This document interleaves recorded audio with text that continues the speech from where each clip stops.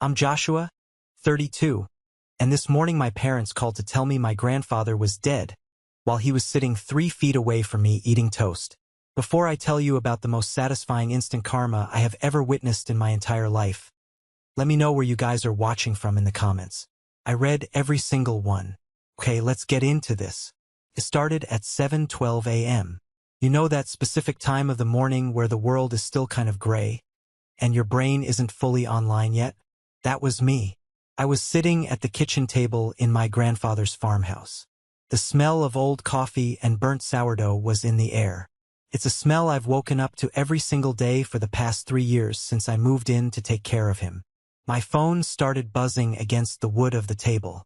It was that aggressive vibration that sounds like a drill. I looked at the screen. The caller ID said, "Dad." Now, I need you to understand something. My father, Anthony, does not call me at 7:12 a.m. My father doesn't call me, period. Unless he wants something or unless he's about to deliver a verdict. We hadn't spoken in 6 months. Not since I refused to let him sell Grandpa's vintage truck. I picked up.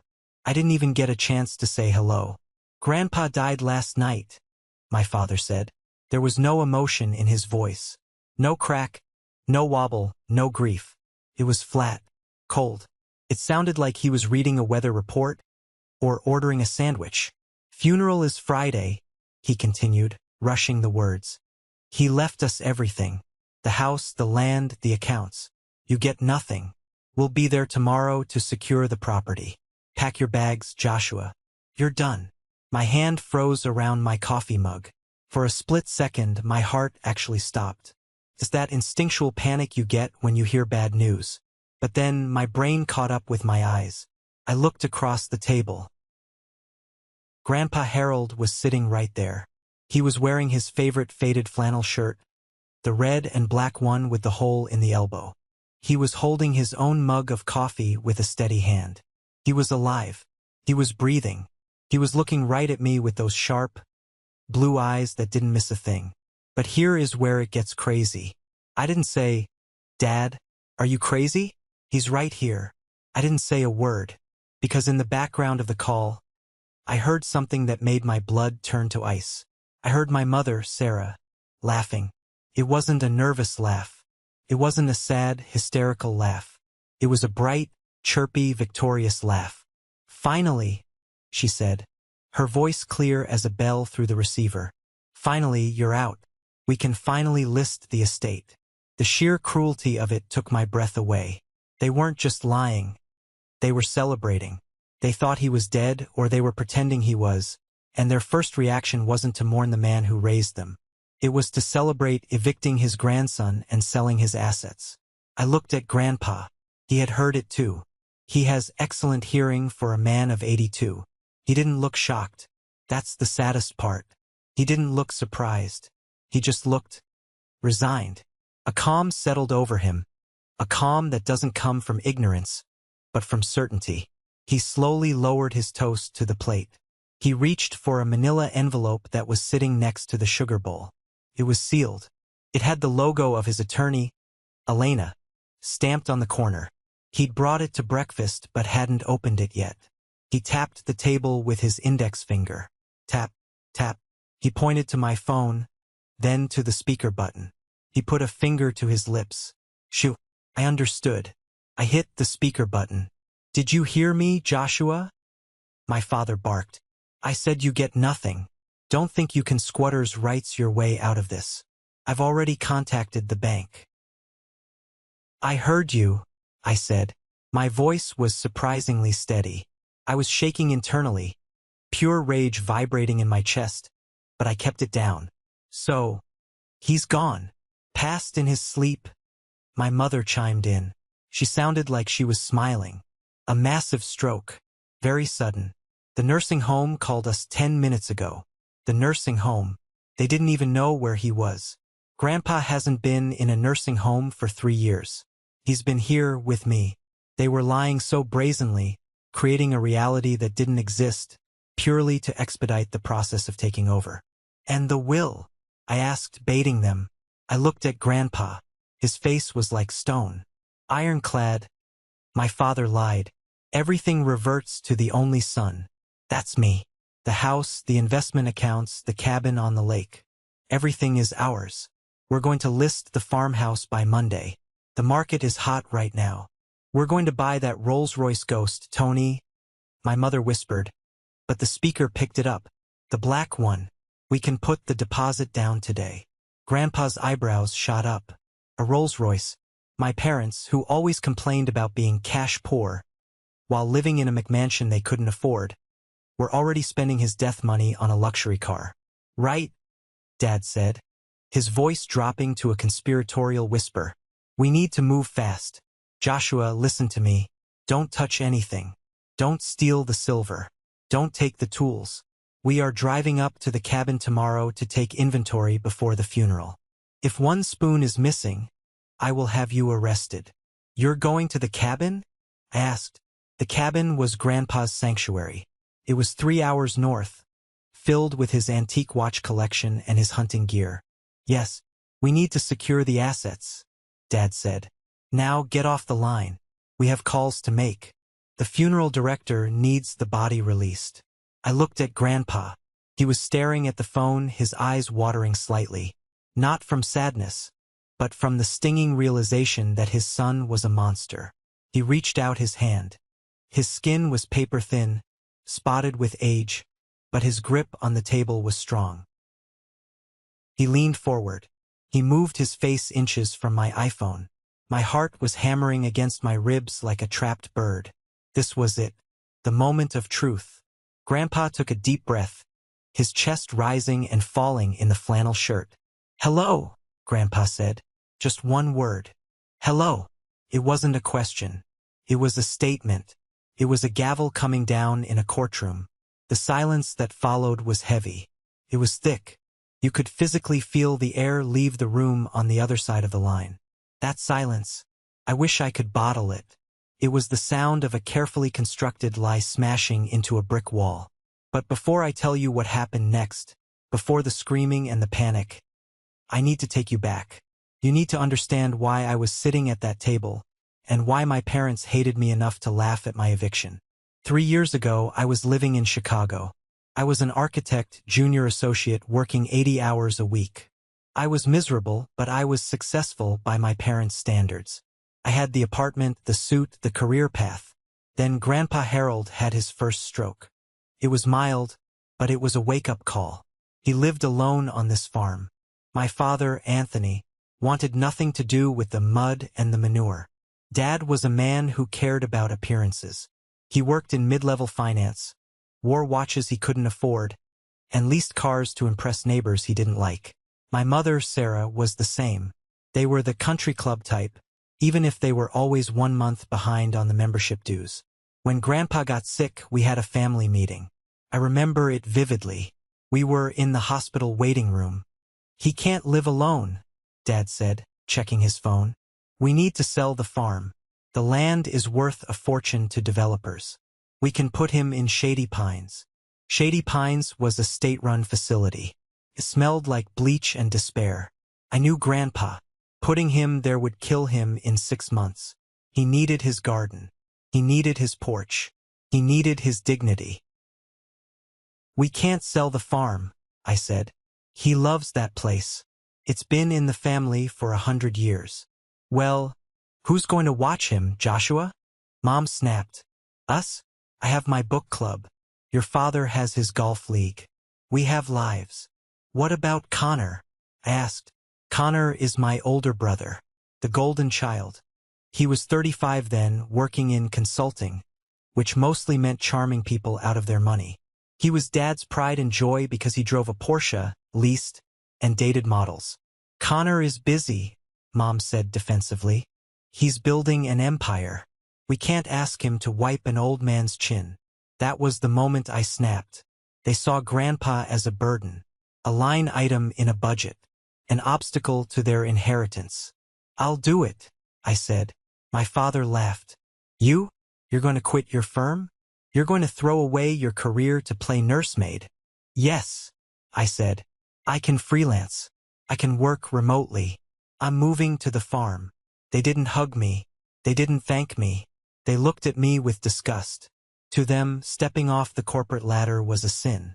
It was a sign of weakness. Fine, Dad said, sneering. But don't come crying to us when you're broke. You're throwing your life away. So I did. I packed up my life in Chicago. I moved into the farmhouse. I helped Grandpa with his physical therapy. I cooked his meals. I fixed the roof. And slowly he got better.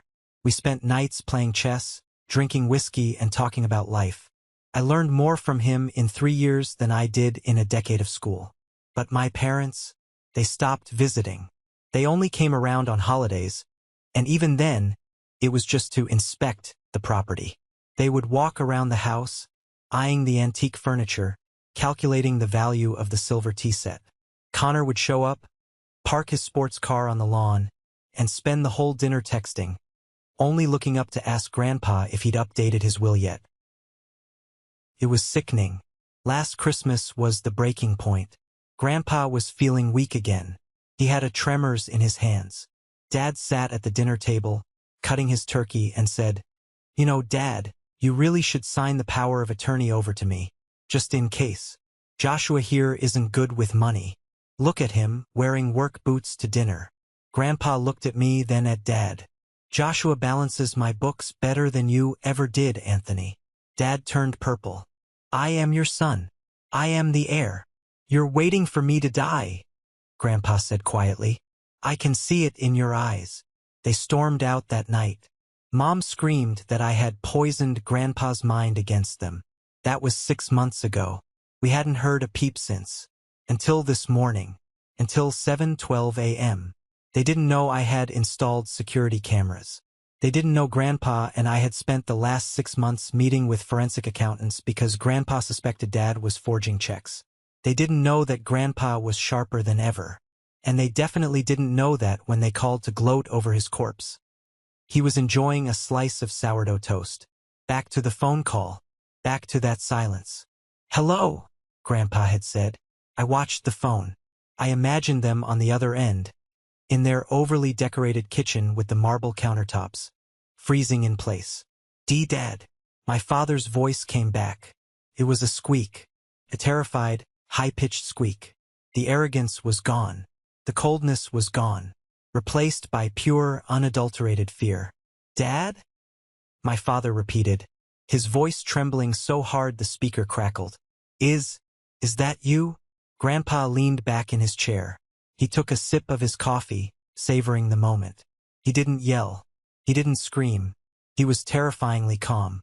"Who else would it be, Anthony?" Grandpa asked. "Who else were you expecting? The coroner?"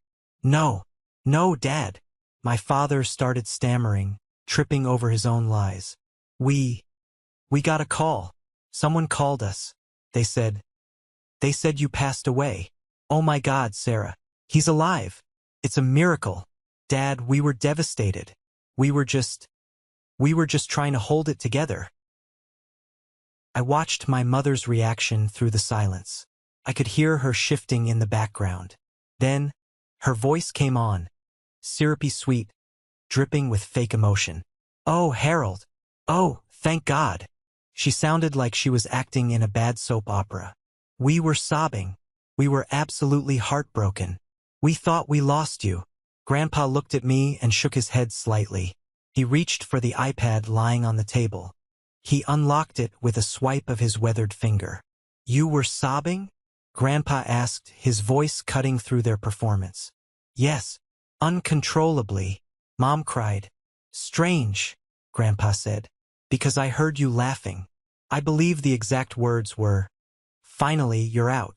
Dead silence again. That was out of context. Mom shrieked. I was hysterical. Grief makes people do crazy things."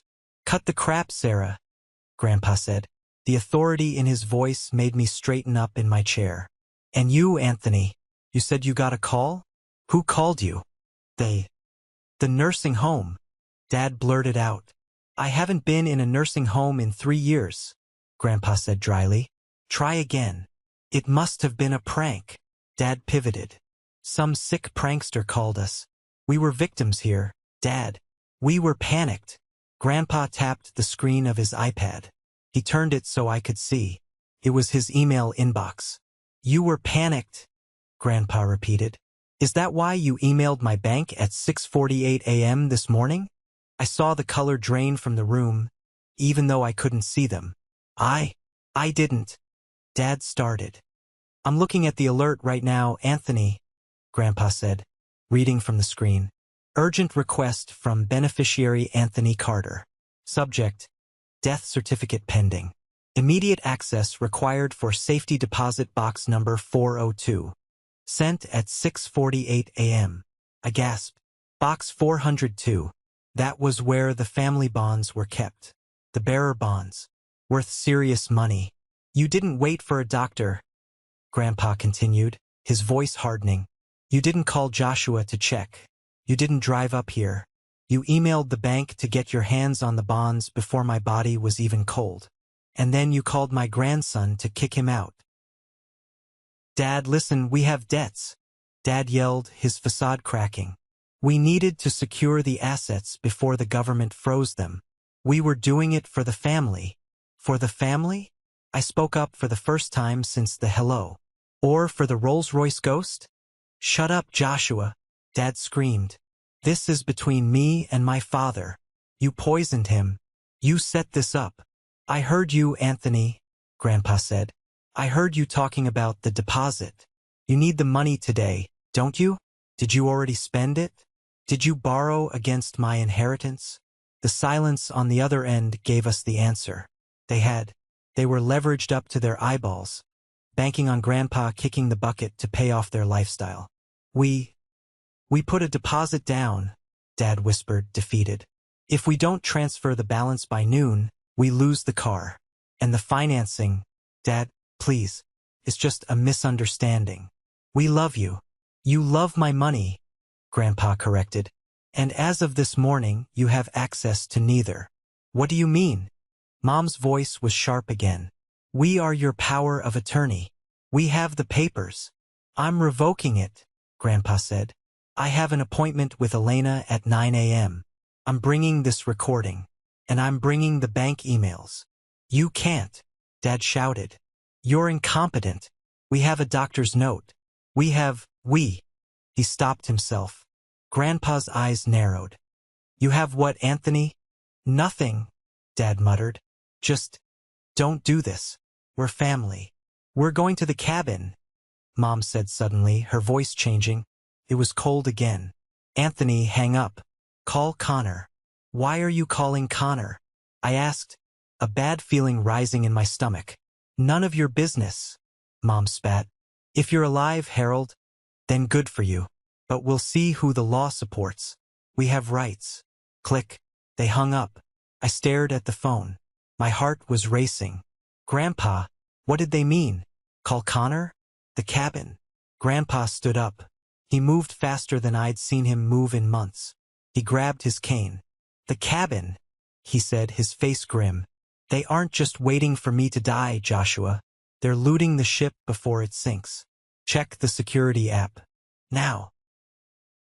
I grabbed my phone and opened the Cabin Connect app. We had installed cameras there 2 months ago because of bears.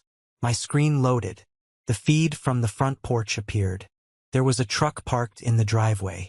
A black truck. And standing at the front door with a crowbar in his hand was my brother, Connor. And he wasn't alone. He was with a guy in a jumpsuit. A locksmith. They're breaking in, I said, showing Grandpa the screen. Right now. I looked at the timestamp on the video feed. Live. Connor was there, 3 hours away from us, hammering on the solid oak door of the cabin. The cabin that Grandpa built with his own hands 40 years ago. The place where he taught me how to fish, how to whittle, how to be a man. He's got a locksmith, I said, my voice rising in panic. Grandpa, the collection. Inside that cabin, in a hidden wall safe, was Grandpa's vintage watch collection. Patek Philippe, Rolex, Omega. Watches he had collected over 50 years. They were worth easily $500,000. And the antique rifles. The deeds to the timberland. Tell your cousin to step away from the door, Grandpa said, his voice low and dangerous. I tapped the microphone button on the app. It allowed me to speak through the doorbell camera. "Connor!" I shouted into my phone. "Get away from the door!" On the screen, I saw Connor jump. He looked around wildly. He was wearing a designer leather jacket and sunglasses, looking like he was on a GQ shoot instead of a burglary. "Who said that?" Connor yelled. "It's Joshua," I said. "I can see you. I'm recording you. Get off the porch." Connor walked right up to the camera. He took off his sunglasses. His eyes were bloodshot. He looked hungover or desperate. "Open the damn door, Josh," he screamed. "I know you changed the codes. Mom called me. She said the old man is dead. I'm here to secure the valuables so you don't steal them." "He's not dead, you idiot," I yelled back. "He's sitting right here." "Liar," Connor spat. "Mom said you'd say that. She said you'd try to trick me." "Mike, drill it. Drill the lock." The locksmith, Mike, looked hesitant. He looked at the camera, then at Connor. Buddy, if there's someone on the camera, I'm paying you triple," Connor screamed. "Drill it. It's my house. My inheritance." Grandpa reached out and took the phone from me. He held it up to his face. "Connor," Grandpa said. His voice was projected through the tiny speaker on the porch, 300 miles away. Connor froze. He recognized that voice. It was the voice that had told him bedtime stories. The voice that had scolded him when he crashed his first car. "Gee, Grandpa," Connor stammered, looking at the camera lens. "You have 5 seconds to get off my porch," Grandpa said. "Or I call the sheriff." You're alive?" Connor looked confused. Then his face twisted into a sneer. "So what? You're senile. Mom says you're crazy. She says you don't know what you're doing. I have a work order here. I'm the executor." "I am not dead," Grandpa said firmly. "And you are not the executor. You are a trespasser. I'm taking what's mine," Connor yelled, losing control. He grabbed the crowbar from the ground. "You promised me those watches. You promised me the Patek when I graduated. You gave it to him, to the loser architect. He hadn't. The watches were still in the safe." But Connor's entitlement ran so deep he believed his own lies. He swung the crowbar. Crack. He hit the door frame. Splinters flew. "Mike, get the door open or I'm not paying you," Connor screamed. The locksmith backed away, putting his hands up. "I'm out, man. This is domestic.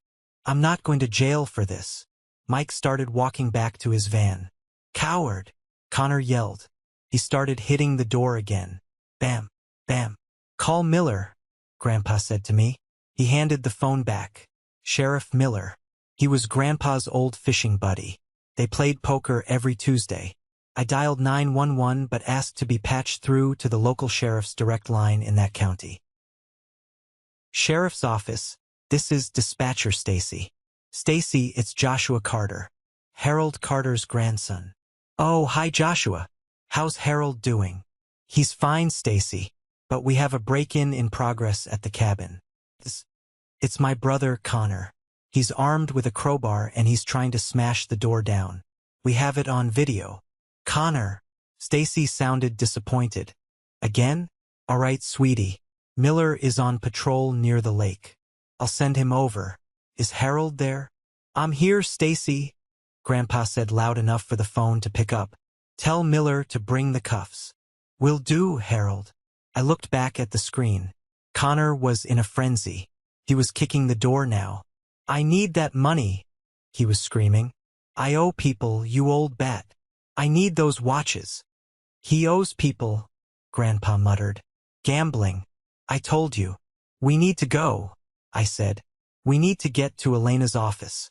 If they are this desperate, they are going to try something legal next." Dad mentioned a doctor's note. Grandpa nodded. He stood up, smoothing down his flannel shirt. He grabbed his hat. "Let's go," he said. "Get the truck." Not the sedan. The truck. We walked out into the crisp morning air. My heart was pounding. My family was imploding in real time. My brother was committing a felony on camera. My parents were committing fraud. And all for what? For money they hadn't earned.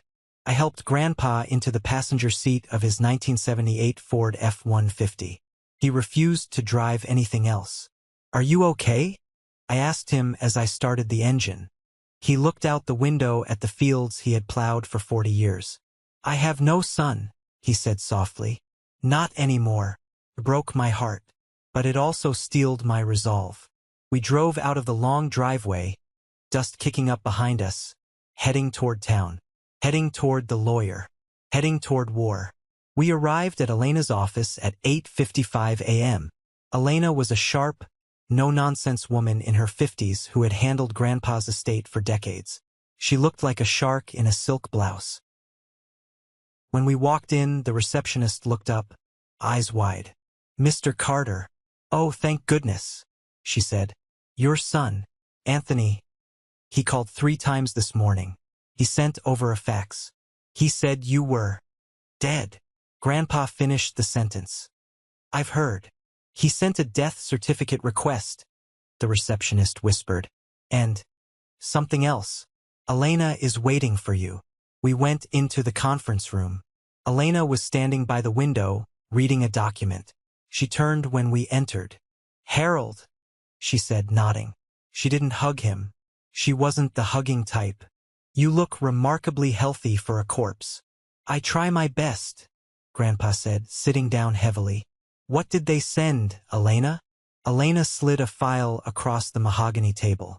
"Your son and his wife have been busy," she said. "They filed an emergency petition this morning at 8 a.m. Ex parte, meaning without you present." I looked at the document. "Emergency petition for temporary guardianship." "Guardianship?" I asked. "Like, for a child?" "For an incapacitated adult," Elena corrected. "Read the attachment." I flipped the page. My stomach dropped. It was a medical affidavit signed by a Dr. Evans, a doctor Grandpa had never seen. Patient, Harold Carter. Diagnosis, advanced dementia, Alzheimer's type. Prognosis, patient is nonverbal, aggressive, and unable to manage financial affairs. Patient is currently being isolated by grandson, Joshua Carter, who is suspected of undue influence. "This is a lie," I shouted, slamming my hand on the table. "Nonverbal? Aggressive? He's sitting right here." "It doesn't matter if it's a lie if the judge signs it," Elena said coolly. "They are trying to freeze your assets, Harold. They want to take control of the bank accounts before you can prove you're alive, or at least before you can prove you're sane. They argue that even if you aren't dead, you are mentally gone, and Joshua is manipulating you. That's why they wanted me to stay at the farm," I realized. "Why Dad told me not to touch anything. They wanted to trap me there while they got the court order." "Exactly," Elena said. "But they made one mistake." "What's that?" Grandpa asked. "They didn't expect you to walk into my office." Just then, there was a commotion in the lobby. I heard shouting. "I demand to see her. I know he's in here. You're hiding him." It was Dad and Mom. The door to the conference room burst open. Anthony and Sarah stood there. They looked disheveled. Dad was sweating. Mom's mascara was slightly smudged. They had clearly driven here at breakneck speed. "There he is." Mom pointed a manicured finger at Grandpa. "Harold." "Oh, thank God you're okay. Come with us, Dad. We're taking you to the hospital." "You're confused." "I am not confused, Sarah," Grandpa said. He didn't move. "You are." Dad stepped forward, trying to look authoritative. "The doctor said you have episodes. Joshua is confusing you. Come on, Dad. We have the car outside. We'll get you a nice room at the facility. We'll take care of everything." They were playing the guardianship card right in front of us, trying to gaslight him into believing he was crazy. "I saw the petition, Anthony," Grandpa said. He pointed to the papers on the table. Dad froze. He looked at Elena. That is a protective measure. To save you from him." He pointed at me. "Joshua is a leech. He's after your money." "Is he?" Grandpa asked. "Because Joshua didn't email the bank at 6:48 a.m. asking for access to the bonds." "I explained that," Dad yelled. "We were panicked. And Joshua, Grandpa continued, raising his voice for the first time, did not break into my cabin with a crowbar. Mom's eyes went wide. What? We know about Connor, I said. We saw him. On the camera. You spied on him? Mom screeched. He was just checking on the property. He was worried. He was screaming about his debts, Grandpa said. He was screaming about selling my watches. That's a lie, Dad roared. My son is a businessman. He's successful. Unlike you failed architect. Enough, Elena said. Her voice cut through the noise like a knife. Mr. and Mrs. Carter, please sit down. Or leave. Those are your options. We aren't sitting, Dad said.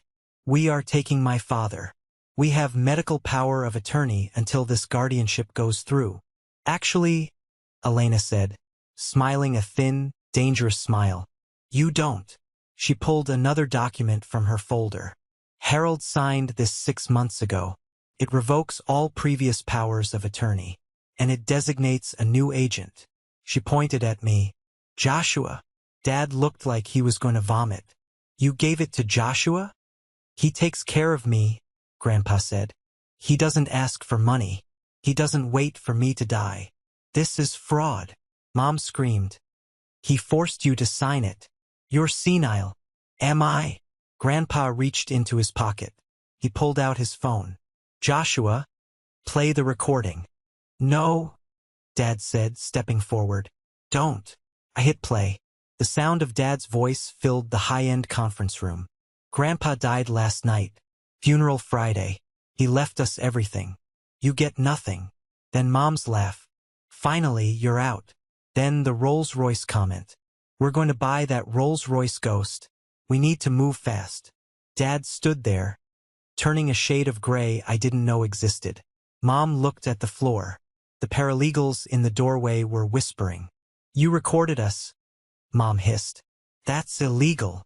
Actually, Elena said, in this state, it's one-party consent. And since Joshua was a party to the call, it's perfectly legal. And very admissible in court. Suddenly, Dad's phone rang.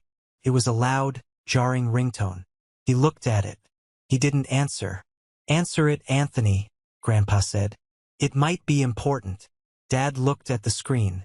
He went pale. He tapped answer and put it to his ear. Hello? We could hear the shouting on the other end. It was distinct. It sounded like wind and sirens. Dad. It was Connor's voice. Dad, help. They're arresting me. The cops are here. They have dogs, Dad. Do something. Dad closed his eyes. Connor. Mr. Carter? A deeper voice came on the line. It was Sheriff Miller. This is Sheriff Miller. I have Connor Carter in custody for attempted burglary, destruction of property, and looks like possession of a controlled substance. We found a baggie in his jacket. Dad dropped the phone. It clattered onto the conference table. Cocaine, Grandpa said, shaking his head. I knew it. Mom collapsed into a chair, sobbing for real this time. My baby. He's in jail. Anthony, do something. Dad looked at Grandpa. He looked at me. He looked at Elena. He realized the walls were closing in. Dad, Anthony said, his voice broken. Please, call Miller. Tell him to let him go. Tell him it was a misunderstanding. He's your grandson. He tried to rob me, Grandpa said. And you tried to bury me while I was still eating breakfast. We'll lose everything, Dad whispered. The car, the deposit. If this gets out, my clients, I'll be ruined. Grandpa looked at his son. For a moment, I saw pity in his eyes. But then he remembered the laugh. He remembered the finally, you're out. You made your choice, Anthony, Grandpa said. Elena, give me the pen. The room was silent except for the scratching of a fountain pen on paper. Grandpa was signing. What are you signing? Mom asked, looking up from her hands.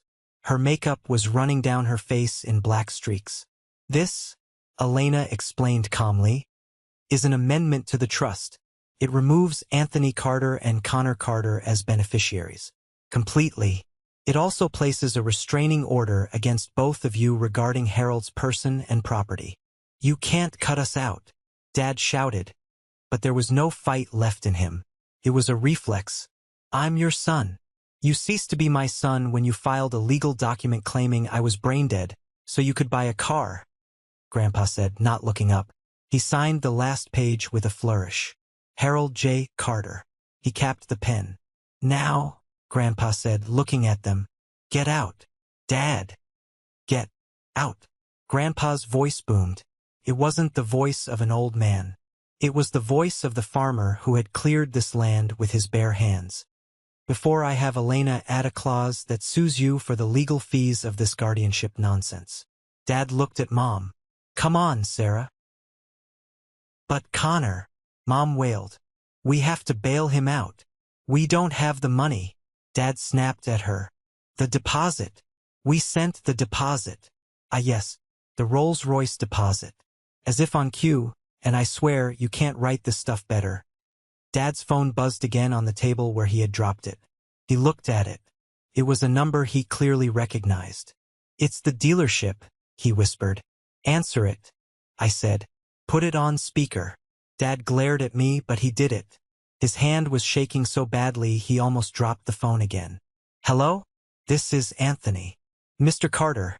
A smooth salesman's voice came through. We have a problem with the wire transfer for the ghost. I sent it, Dad said. Yes, but the bank flagged it, the salesman said. Insufficient funds. And the credit check came back. Well, there's a lien on your house you didn't mention. We can't proceed with the financing. And per the contract, the initial holding fee is non-refundable. Non-refundable, Dad squeaked. That was $10,000. Standard policy, sir. You signed it yesterday. Sorry. We're selling the car to the next buyer. Click. Dad stood there. He had lost his father, figuratively, his son, to jail, his inheritance, and $10,000 in the span of 2 hours. He looked at me. His eyes were full of hate. Pure, distilled hate. You won, he hissed. I hope you're happy. You stole him from us. I stood up. I'm taller than my father now. I didn't realize it until that moment. I didn't steal him, I said quietly. I showed up. I took care of him. You could have visited. You could have called. You didn't want a father. You wanted an ATM. Let's go, Anthony, Mom said, pulling his arm. She wouldn't look at Grandpa. This place, it smells like old people. Even in defeat, she had to be nasty. They walked out. The door clicked shut behind them. The silence in the room was different this time. It wasn't tense. It was clean, like the air after a thunderstorm. Grandpa let out a long, long sigh. He slumped slightly in his chair. The adrenaline was fading, and the age was catching up. Are you okay, Grandpa? I asked, putting my hand on his shoulder. He patted my hand. I'm fine, Joshua. I'm fine. He looked at Elena. Is it done? It's done, Elena said. The trust is locked. Joshua is the sole trustee. They can't touch a dime. And with the recording and the police report on Connor, any judge who looks at that guardianship petition will laugh it out of court. Grandpa nodded. He looked out the window at the busy street below. You know, he said softly, when you hold a baby in your arms, you never imagine they'll grow up to wait for you to die. I didn't know what to say to that. It was a pain I couldn't fix. But, he turned to me, and a small smile appeared on his face. Then you see your grandson, who gives up his fancy city life to cook oatmeal for an old man. He squeezed my hand. You get nothing from them, Joshua, he said, echoing Dad's cruel words from the morning. He was right about that. You get nothing from them. He paused, his eyes twinkling. You get your life back, and you get the farm. And, he winked. We still have those watches. Connor didn't get a single one. I laughed. I actually laughed. Come on, Grandpa, I said. Let's go get some lunch. I think we earned a steak. Steak sounds good, he said. And maybe a beer. Don't tell the doctor. We left the lawyer's office. The sun was shining. The nightmare of the morning was over. The leeches were gone. We left Elena's office and the air outside felt different. It was crisp. It was clean. Tasted like freedom. Grandpa and I got into his old Ford truck. He didn't say anything for a long time. He just watched the city disappear in the rearview mirror as we headed back toward the open fields and the farmhouse. But it wasn't a heavy silence. It was the silence of a man who had just put down a weight he'd been carrying for 20 years. We stopped at a roadside diner about 40 minutes out of town. It was one of those places with sticky vinyl seats and waitresses who call you honey. 2 ribeyes, Grandpa told the waitress. Rare. And 2 beers. I looked at him. Doctor said no red meat, remember? Grandpa cracked a smile. The first real one I'd seen all day. The doctor also said I was dead and incompetent this morning, Joshua. I think I'll take my chances with the steak. We laughed. For the first time in years, the shadow of my parents wasn't hanging over us. We didn't have to worry about Dad's snide comments about the filthy farm or Mom's passive-aggressive remarks about my career. They were gone. Legally, physically, and emotionally excised from our lives. But as we ate, I saw the toll it took on him. He looked older. Betrayal does that to a person. It ages you faster than time ever could. You know, he said, cutting into his steak. I always knew Anthony was weak. I made him that way. I gave him too much too soon. I bought him the cars, I paid for the mistakes. I thought I was helping. He paused, looking at his fork. I wasn't helping. I was crippling him. You couldn't have known he'd turn into this, I said. Maybe, Grandpa sighed. But Connor? That's on them. They raised a wolf and were surprised when it bit them. The next few months were a blur of legalities and vindication, but they were also some of the best months of my life. Let me tell you what happened to the empire my parents thought they were building. Crumbled. Fast. Without Grandpa's money to bail them out, and with the guardianship scheme exposed, the dominoes started falling. First, it was Connor. Sheriff Miller didn't go easy on him. The footage from the cabin was damning. Attempted burglary, destruction of property, and possession of cocaine. Because he had a prior record, a DUI Dad had paid to hush up years ago, the DA wasn't interested in a plea deal. Connor got 18 months. I went to the sentencing, not to gloat, but to see it finished. Dad and Mom were there, of course. They looked like ghosts. They had aged 10 years in 3 months. Dad's suit, usually impeccable, looked loose on him. Mom wasn't wearing her signature pearls. When the judge read the sentence, Mom let out a wail that echoed through the courtroom. He's just a boy. He didn't mean it. The judge, a stern woman who had clearly read the file on the fake death incident, looked over her glasses. Mrs. Carter, your son is 35 years old. He is not a boy. He is a criminal who tried to rob his own grandfather. Be thankful I'm not adding elder abuse charges to the docket. Connor was led away in handcuffs. He looked at me as he passed the aisle. He didn't look angry anymore. He looked terrified. For the first time in his life, Daddy couldn't write a check to fix it. Then came the financial apocalypse for my parents. Remember that Rolls-Royce Ghost? The one they were so desperate to buy. The deposit they lost was just the tip of the iceberg. It turned out, Dad had been borrowing from his clients' accounts to fund their lifestyle, planning to pay it back as soon as Grandpa died, and the inheritance hit. It's a classic Ponzi scheme move. When the inheritance didn't come, the scheme collapsed. He was fired from his firm. He lost his license. And then the lawsuits started. 6 months after the incident at the lawyer's office, I was driving through their suburb to pick up some supplies. I saw it. A foreclosure sign on their front lawn. The McMansion with the marble columns and the 3-car garage was being seized by the bank. I pulled over. I couldn't help myself. I watched from down the street. I saw a moving truck. Not a professional company, but a U-Haul. Dad was carrying a box out to the curb. He dropped it and books spilled everywhere. He stood there, staring at the mess, his shoulders slumped in total defeat. He didn't yell. He didn't curse. He just stood there. Mom came out.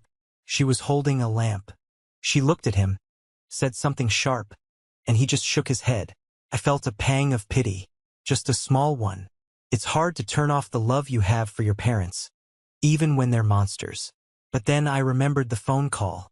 Finally, you're out. I put the truck in drive and drove away. I didn't stop to help. That was the hardest thing I've ever done, but also the most necessary. I couldn't save people who were determined to drown everyone around them. Meanwhile, life at the farm was blooming. With the legal threats gone, Grandpa and I focused on living.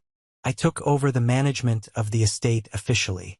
I used my architecture degree to renovate the old barn, turning it into a wedding venue. It was a huge hit. We started making a profit, real, honest money from the land, not from stocks or schemes. Grandpa loved it.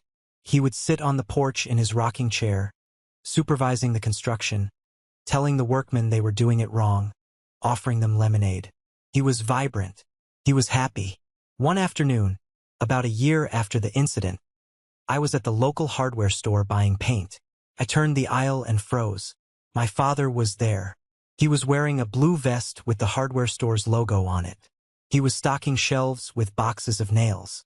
My father, the man who wouldn't be caught dead without a silk tie. The man who mocked me for wearing work boots.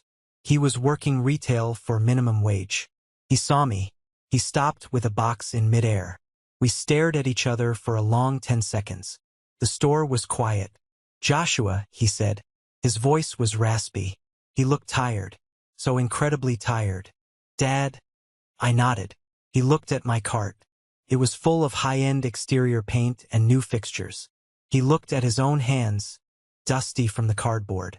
"I heard the barn turned out nice," he said. It sounded painful for him to admit. "It did," I said. "We're booked solid for the next 2 years." He nodded. "Good. That's good." He hesitated, shifting his weight. I could see the wheels turning in his head. The old instinct to ask, to beg, to manipulate. "How is he?" Dad asked. "Your grandfather." "He's happy," I said simply. "He's healthy." Dad looked down at his shoes. "You know, Mom is working at the diner. The one on Route 9. She hates the uniform." He was fishing. He was waiting for me to say, "Oh no, that's terrible, here's a check. Or come home, we'll take care of you." But I didn't. "Work is good for the soul," I said. "That's what Grandpa always taught me." Dad's jaw tightened. The anger flared up for a second, the entitlement trying to claw its way out. But he swallowed it. He knew he had no power here. "Yeah," he muttered. "I guess. I have to go, Dad," I said. "I have a lot to do." I pushed my cart past him. I didn't look back. But as I walked away, I heard him place the box of nails on the shelf. It was a heavy, hollow thud. That night, I told Grandpa about seeing him. Grandpa listened, sipping his tea. "You know," Grandpa said, "I left a door open for them. Just a crack." "What do you mean?" I asked. "In the amended trust," Grandpa revealed. "The one I signed that day with Elena. I added a clause. The sweat equity clause." I stared at him. "You never told me that."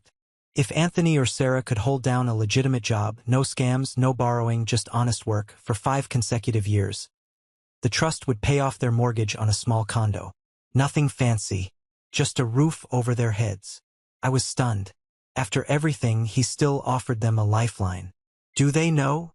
I asked. "Elena sent them a letter outlining the terms," Grandpa said. 5 years. That's all. Will they make it? Grandpa looked at the fire crackling in the hearth. "Anthony just might," he said. "He looked broken today, didn't he? Sometimes you have to break a bone to reset it properly. But your mother and Connor," he shook his head. "I don't think they have it in them." He was right. 3 months later, Mom quit the diner. She tried to sue her manager for emotional distress. She lost. She moved in with her sister in Florida and spent her days posting vague, angry status updates on Facebook about ungrateful children. She never completed the 5 years. Connor got out of jail and immediately violated his parole by trying to run a crypto scam. He went back inside. But Dad stayed at the hardware store. He kept his head down. I never spoke to him again, but I'd see him sometimes, driving a beat-up sedan, looking grayer, looking humbler. Grandpa gave them a chance to earn their redemption. He didn't give them money. He gave them a path to dignity. It was up to them to walk it. 3 years passed. 3 glorious, quiet years. We fixed the tractor. We planted a new orchard. We watched the seasons change from the front porch. Grandpa Harold didn't die in a cold hospital room, surrounded by machines. He didn't die suddenly in the night like my parents had lied about. He died on a Tuesday evening in October. We were sitting on the porch. The sun was setting, painting the sky in violent streaks of orange and purple. The air smelled of dried leaves and wood smoke. He had been quieter than usual that day. He asked me to bring out the good whiskey, the bottle he'd been saving for a special occasion. I poured us both a glass. "Joshua," he said. His voice was soft, barely a whisper against the wind. "Yeah, Grandpa. Look at that view," he said, gesturing with a trembling hand toward the fields. "Better than a Rolls-Royce, isn't it?" I smiled, tears pricking my eyes because I knew. Somehow I knew. "Yeah, Grandpa. Much better." "I'm tired, son," he said. "I think I'm ready to sleep." "Okay," I said, my throat tight. "You rest. I'm right here." He reached out and took my hand. His grip wasn't strong like it used to be, but it was warm. "You were the good one," he whispered. "Not because you stayed, but because you listened." He closed his eyes. He took a breath, then another, and then silence. He slipped away just as the sun dipped below the horizon. It was peaceful. It was dignified. It was exactly the death he deserved. The funeral was 3 days later. It was held at the small white chapel in town. The place was packed, not with business partners or socialites, but with real people. The farmers he'd loaned tools to, the waitresses he'd tipped generously, the sheriff, the guys from the hardware store. Dad didn't come, though I heard he asked for the day off to mourn alone. And yes, Mom came. She showed up in a black dress that was a little too tight, a little too fancy. She walked in like she owned the place. She marched right up to the front row, the widow/family pew. I was standing by the casket. She looked at me, her eyes dry. "I'm sitting here," she announced.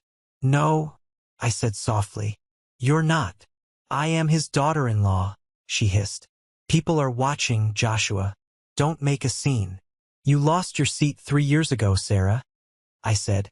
I didn't call her Mom. "The back row is empty. You can sit there. Or you can leave." She looked around. She saw the eyes of the town. These people knew the story. Small towns talk. They knew what she had done. She saw the judgment in their faces. She turned around, her heels clicking loudly on the floor, and marched to the very back. She left 10 minutes into the service, right before the eulogy. She came for the show. She left when she realized she wasn't the star. After the burial, Elena the lawyer pulled me aside. "He left you something else," she said. "A letter. He wrote it the day we signed the amendment, just in case." She handed me a thick envelope. Felt heavy. I waited until everyone was gone. I sat by his grave, the fresh dirt still smelling of earth and rain. I opened it. His handwriting was shaky but strong. "To my grandson, Joshua. If you are reading this, I am gone, and you are probably crying. Stop it. I had a good run. I know you worried about the money. You worried that having it would change you like it changed your father. It won't, because you know the secret. The secret isn't in the bank account, Joshua. The secret is in the soil. It's in the way the coffee smells at 7 a.m. It's in the handshake of a neighbor. It's in the silence of a clean conscience. Your parents wanted everything. They thought everything was things. Houses, cars, watches. They ended up with nothing because they didn't understand that everything is actually the people who sit beside you when the world falls apart. You gave me my dignity back, son. You gave me my last years. You listened when no one else did. So enjoy the farm. Drive the truck. And for God's sake, don't buy a Rolls-Royce. They get terrible gas mileage. Love, Grandpa. I sat there and laughed through my tears. Even from the grave, he was cracking jokes. I stood up and brushed the dirt off my knees. I looked at the headstone. Harold Carter. beloved father and grandfather. He listened. I drove home in his truck. The sun was rising on a new day. I had the farm. I had the memories. I had my self-respect. My phone buzzed. It was a notification from the bank app. The trust transfer had completed. The numbers on the screen were astronomical. Enough money to never work again. Enough money to buy 10 Rolls-Royces. I looked at it. Then I put the phone in my pocket. I had work to do. The barn roof needed painting, and the chickens needed feeding. My parents were right about one thing that morning 3 years ago. You get nothing, they had said. They were wrong. I got everything. Wow. Just writing that brings all the emotions back. It's been a journey, hasn't it? If there is one thing I want you to take away from my story, it's this. Inheritance isn't what you get when someone dies. It's what you build with them while they are alive. My parents and brother were so obsessed with the value of my grandfather that they missed the value of the man. They saw a dollar sign. I saw a mentor. And in the end, greed is a blindfold. It blinds you to the consequences of your actions, and it blinds you to the love that is right in front of you. They chased the golden goose so hard they strangled it. There's a saying, the axe forgets, but the tree remembers. My father thought he could chop down our family tree and still enjoy the shade. But life has a funny way of balancing the scales. I want to hear from you guys. What is the most important thing a family member has ever taught you? Not money, not gifts, but a lesson? Drop a comment below with your story, or just type good if you agree that character is worth more than currency. Your interaction helps this story reach people who might need a wake-up call about their own families. Thank you for listening, for validating my choice to stay, and for being part of this journey. Stay true to yourselves.